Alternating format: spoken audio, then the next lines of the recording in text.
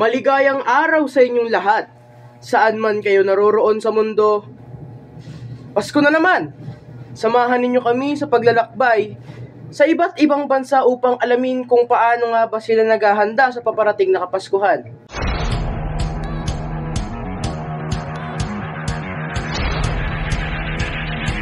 Sa Pilipinas, nagsisimula na naman ang Bear Months, hudyat ng palapit na ang Pasko. September pa lamang ay naririnig na ang mga awiting pamasko sa kanya-kanyang mga bahay, radyo at malls. Ayon nga kay Aling Alexa, isang tindera sa Divisoria, maaga kaming nagtitinda ng mga palamuti para mas mahaba ang panahon ng paghahanda. Gusto ng mga Pilipino na masulit ang Pasko. Tunay ngang makikita na natin at mararamdaman na natin ang tunay na presensya ng Kapaskuhan. Para naman sa balita dyan sa USA Live Broadcasting, Jose Marvin. Sa Estados Unidos, abala na rin ang mga tao sa pagpaplano ng kanilang holiday season. Ito ay ayon kay Daniela, na residente mula sa New York City.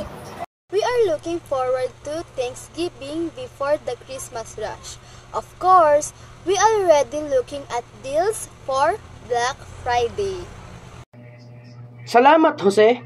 Para naman sa balita dyan sa Canada, magbabalita Aldaba Asia.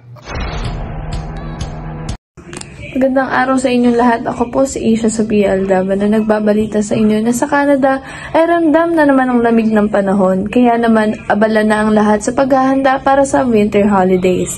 Sabi ni Aya Gale mula sa Toronto. Plan a family vacation at the ski resort so that the kids can have fun skiing. Bubukas na rin ang mga tindahan ng mga pamasko at pagkain pang Kapaskuhan. Muli, ako si Asia Sophia Aldaba, nagbabalita 24 oras. Maraming salamat, Asia Aldaba. Live mula sa England, narito ngayon si Sabrina Melo Santos. Samantala, sa England ay naghahanda na rin ang mga tao para sa kanilang tradition Christmas.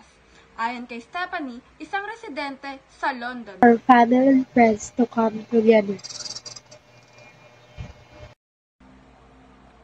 Samantala, ang mga Christmas light sa Oxford Street ay isa sa mga dinarayo ng mga turista at lokal. Balik sa'yo, Vince. Maraming salamat, Sabrina Melo Santos.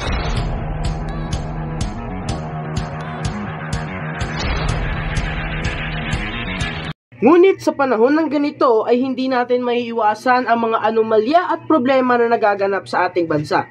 Sa isang ulat mula sa ilang bahagi ng mundo, patuloy na kinakaharap ng mga bansa ang iba't ibang uri ng problema at hamon na kinakaharap nito.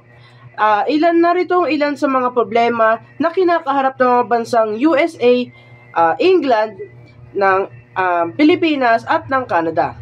Ayon sa pinakabagong datos, patuloy na tumataas ang krimen sa ilang bahagi ng Estados Unidos. Sa kabila ng pagsisikap ng mga otoridad na sugpuin ang krimen, patuloy pa rin ang pagdami ng insidente ng pagpatay, pagnanakaw at iba pang uri ng krimen. Samantala, sa Canada naman ay patuloy ang pagharap nila sa problema ng pabahay.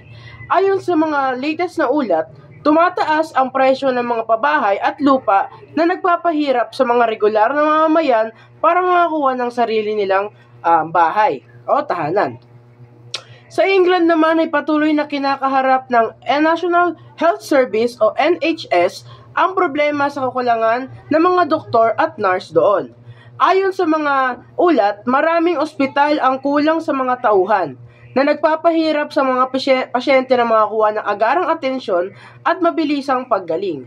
Para naman sa Pilipinas, patuloy na kinakaharap ng mga residente ang korupsyon. Ayon sa mga ulat, maraming mga Pilipino ang nahiharang magkaroon ng sapat na pagkain, tirahan at magkaroon ng sapat na edukasyon. Bukod dito, patuloy ang problema sa korupsyon sa gobyerno na nagpapahirap sa ordinaryong tauhang mamamayan na makakuha ng serbisyong pampolitiko.